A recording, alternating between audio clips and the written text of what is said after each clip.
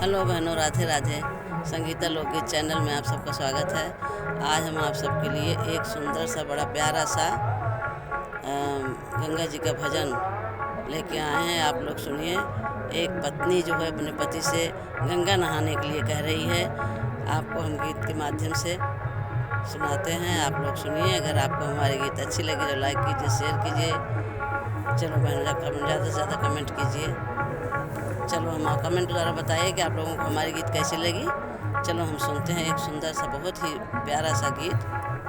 पिया गंगा नहावन बड़ा पावन, नहाई हम जाबै। पिया गंगा नहावन बड़ा पावन, नहाई हम जाबै। गंगा नहाने से कवन सुख पउबिउ हो। गंगा नहाने से कवन फल पउबिउ हो।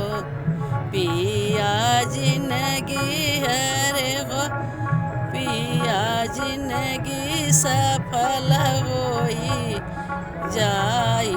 नहाई हम जाबै। पिया जिंदगी सफल होई जाई। नहाई हम जाबै। पिया गंगा नहावन बड़ा पावन, नहाई हम जाबै। गंगा नहाने से कवन फल पउबिउ हो। गंगा नहाने से कवन सुख पउबिउ हो। पिया अंगना खेलाई हमरे ललना, नहाई हम जाबै। पिया अंगना खेलाई हमरे ललना, नहाई हम जाबै। पिया गंगा नहावन बड़ा पावन, नहाई हम जाबै। गंगा नहाने से और काऊ पउबिउ हो।